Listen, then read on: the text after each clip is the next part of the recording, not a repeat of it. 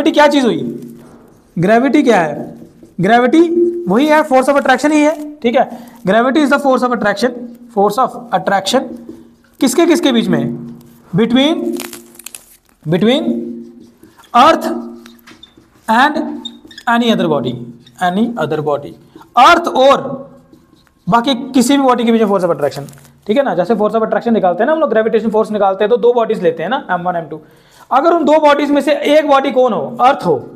दो बॉडीज में से कौन? एक बॉडी कौन हो? अगर अर्थ हो, तब उसी फोर्स ऑफ ग्रेविटेशन को क्या बोला जाता है? ग्रेविटी बोला जाता है। क्या बोला जाता है? Gravity. Gravity is special name of force of attraction, that is gravitation, ठीक है। जो ग्रेविटेशन है उसी का स्पेशल नेम जो है वो ग्रेविटी है। जब ग्रेविटी बोल दिया तो इसका मतलब होता है कि दो बॉडीज में से एक बॉडी कौन है? अर्थ है। दो बॉडीज में से एक बॉडी कौन है? अर्थ है। अर्थ के बीच में और सन के बीच में जो फोर्स ऑफ ग्रेविटेशन उसको क्या बोलते हैं? ग्रेविटी। अर्थ के बीच में, मून के बीच में जो फोर्स ऑफ अट्रैक्शन है क्या बोलते हैं? ग्रेविटी। अर्थ के बीच में मेरे बीच में जो फोर्स ऑफ अट्रैक्शन है क्या बोलते हैं? ग्रेविटी। समझी मेरी बात? सन के बीच और मून के बीच में जो फोर्स ऑफ अट्रैक्शन क्या बोलते हैं? Gravitational force. बस यही डिफरेंस है कि ग्रेविटी क्या होती है? It is a force of attraction, it is a gravitational force, but between earth and any other body, earth और किसी और बॉडी के बीच में अगर हम फोर्स ऑफ अट्रैक्शन निकालते हैं तो उसको हम लोग बोलते हैं ग्रेविटी। क्या बोलते हैं? समझ आ गया?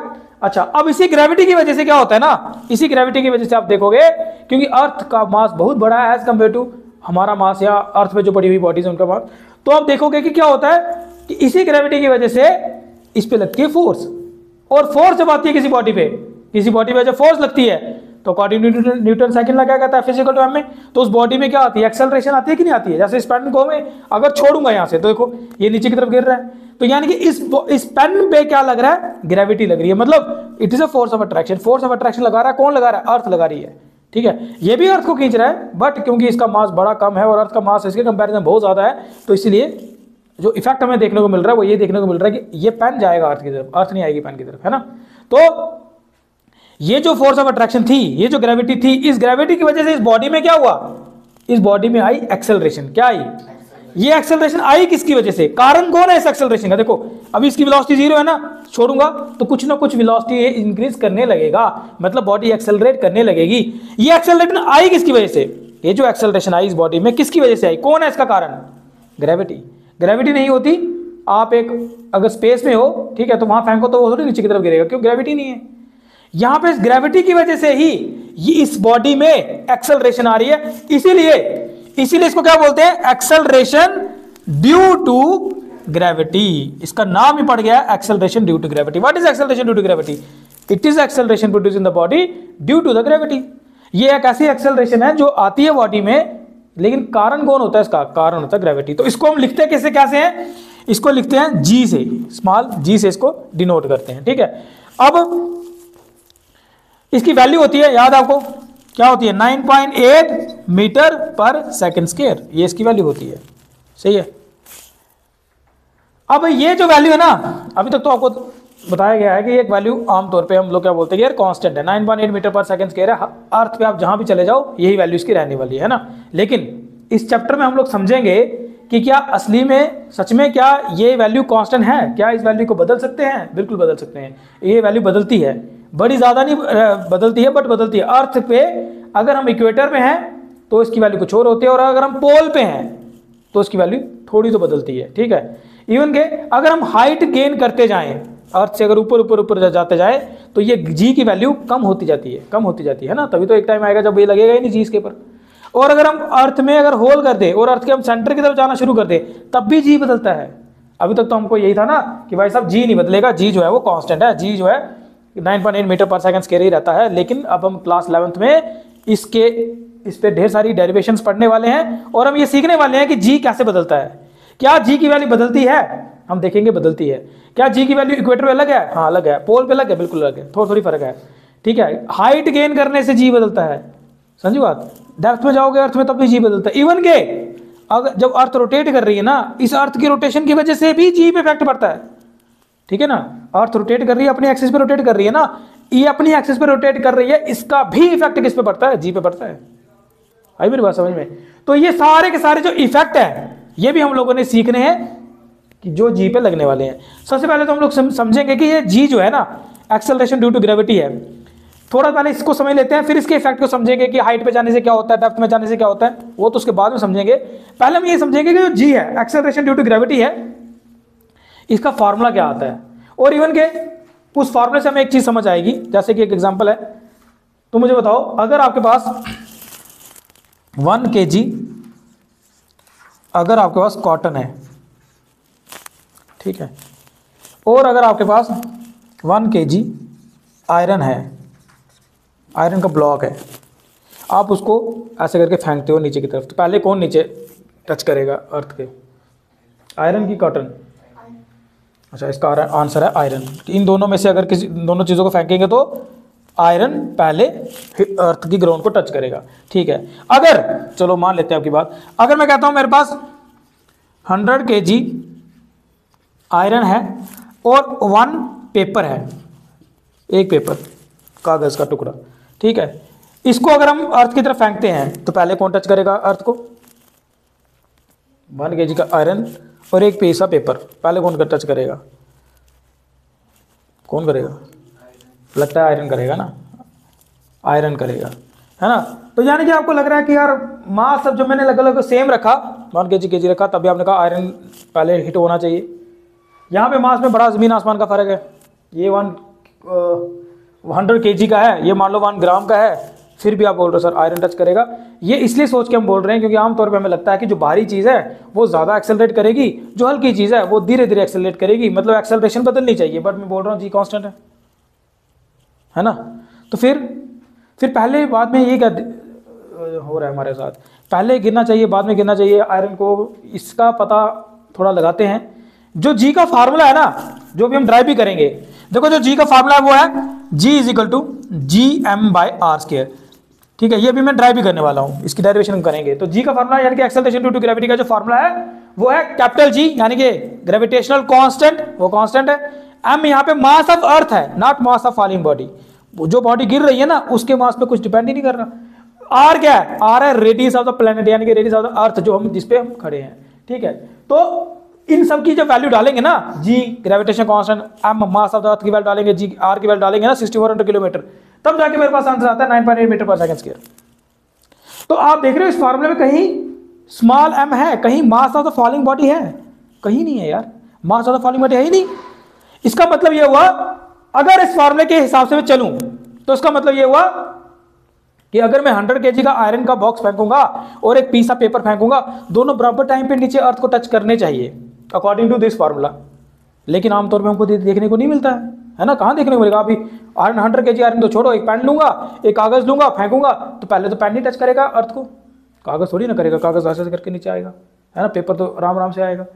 तो फिर ये फार्मूला गलत है, जो हम जहाँ हम जो एक्सपेरिमेंट कर रहे हैं वो गलत है। एक ना एक चीज़ तो गलत होनी चाहिए, फिर यहाँ तो फार्मूला ही गलत है, इसमें कहीं ना कहीं हम आना चाहिए, मास ऑफ द फॉलिंग बॉडी आना चाहिए। अगर नहीं आ रहा है तो फिर हम जो कर रहे हैं वो क्या कर रहे हैं, फिर हमें जो रियल टाइम में जो हमें एग्जांपल्स देखने को मिलती है रियल लाइफ में, उसमें फिर ये चीज़ फॉलो की नहीं हो रही। बता सकते हो इसका रीज़न? रीज़न है एयर की रेजिस्टेंस। बस अगर एयर की रेजिस्टेंस ना हो, अगर हमारे पास एक ऐसा कमरा हो जिसमें टोटल वैक्यूम हो, आप 1 kg एक आयरन ले लो, एक फेदर ले लो, उनको गिराओगे ना, टोटल वैक्यूम क्रिएट करके, अर्थ पे ही रहे हम, अर्थ पे टोटल वैक्यूम क्रिएट कर देना है कमरे में। और फिर अगर आप एक 1 kg का आयरन का ब्लॉक और एक फेदर को अगर तुम गिराओगे ना नीचे, बराबर टाइम पे टच करेंगे अर्थ को। क्यों? क्योंकि एक्सेलरेशन जो उन दोनों बॉडीज में आनी है ना, वो कांस्टेंट है, वो सेम आनी है, वो मास ऑफ द फॉलिंग बॉडी पे डिपेंड ही नहीं करता है। Mass of the falling body पे डिपेंड कहां आ रहा है? देखो ना, इस फार्मूले कहीं आया है क्या स्मॉल एम? नहीं आया। इसका मतलब दोनों में क्या आना चाहिए? बराबर टाइम पे टच करना चाहिए। यानी कि इन दोनों को अगर मैं गिराऊंगा तो, अगर वैक्यूम क्रिएट होगा तो, अगर एयर की रेजिस्टेंस दोनों बराबर ऑफर हो रही होगी तो, मतलब कि अगर एयर की रेजिस्टेंस हो ही ना, तब 1 kg कॉटन 1 kg आयरन को गिराऊंगा तो बराबर टाइम पे टच होना चाहिए। इवन के 100 kg आयरन का अगर बॉक्स है मेरे पास और 1 ग्राम का पेन है मेरे पास, या 1 ग्राम का मेरे पास क्या कहते हैं इसको पेपर है, तो वो बराबर टाइम पे हमारे पास, मतलब बराबर ही समय लगेगा उनको क्या, अर्थ के सरफेस को टच करने में। टोटल टाइम बिल्कुल सेम लगेगा। क्यों? क्योंकि दोनों बॉडीज सेम वैल्यू से एक्सेलरेट कर रही होंगी। लेकिन हमें देखने को क्यों नहीं मिलता है? Because of the resistance offer by the air. अब कॉटन को गिराऊंगा तो वो ज्यादा रेजिस्टेंस ऑफर होगी, है बराबर ही मास है इस केस में। आयरन को गिराऊंगा तो उसको तो कम एयर की रेजिस्टेंस ऑफर होगी, तो बिकॉज ऑफ दिस ये चीज पहले हिट कर जाएगी, वो बाद में करेगी। इवन के इसके केस में भी ठीक है ना, जो कागज होगा वो धीरे धीरे उसको तो ज्यादा एयर की रेजिस्टेंस आ रही है ना, रेजिस्टेंस एयर की ज्यादा ऑफर हो रही है, आयरन को कम हो रही है। बस यही रीजन होता है कि आयरन पहले टच करेगा और वो पीस ऑफ पेपर बाद में टच करेगा, और कोई रीजन नहीं होता। अगर एयर की रेजिस्टेंस ना हो, अगर वैक्यूम हो, तो जैसी भी बॉडी गिरे सेम टाइम पे ग्राउंड को हिट करेगी, क्योंकि acceleration due to gravity does not depend upon mass of the falling body, it depends upon mass of the planet, मतलब earth, radius of the planet and gravitational constant, nothing else. समझ आई बात? तो इस चीज का हमेशा ध्यान रखना, कल को कोई तुम्हें ये पूछे तो इसका अब आंसर क्या देना, आपने कंडीशंस पे डिपेंड है ना, कि अगर कॉटन को गिराएंगे और 10 किलो आयरन का बॉक्स गिराएंगे, एक फेदर गिराएंगे, तो पहले कौन टच करेगा, थोड़ी सी हमें पहले कंडीशंस देखनी पड़ेंगी। आप वहां पे पूछोगे सर क्या वैक्यूम है, क्योंकि ऐसे तो बराबर टाइम पे गिरने चाहिए, ऐसे तो बराबर टाइम पे गिरने चाहिए, क्योंकि फार्मूला तो कहता है भाई साहब एक्सेलरेशन दोनों में बराबर लगनी है। लेकिन क्योंकि एयर की रेजिस्टेंस है इसीलिए फेदर धीरे धीरे गिरेगा, आयरन पहले आके हिट कर जाएगा, वरना तो सेम टाइम पे गिरना चाहिए। समझ आया? कॉन्सेप्ट क्लियर हुआ? अब समझते हैं कि ये डेरिवेशन कैसे आई, ये फार्मूला कैसे आया, G(m)(r)² आया कैसे, है ना, जिसपे हमने इतनी डिस्कशन कर ली। बट अब ये समझते हैं कि ये फार्मूला कैसे आया, किस तरह से आता है, इसको समझते हैं। ठीक है, बता दूं? चलो लिखो derivation.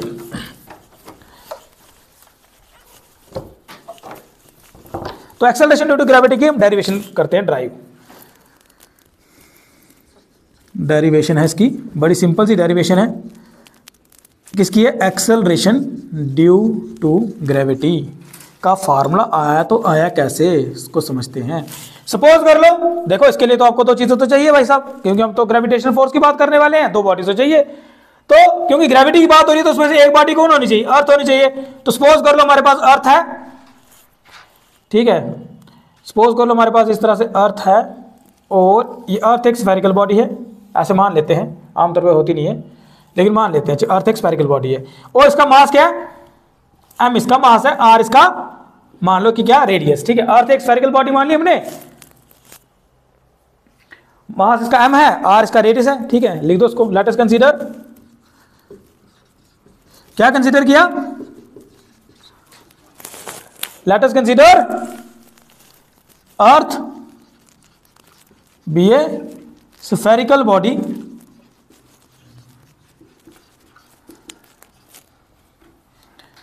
having radius r, having,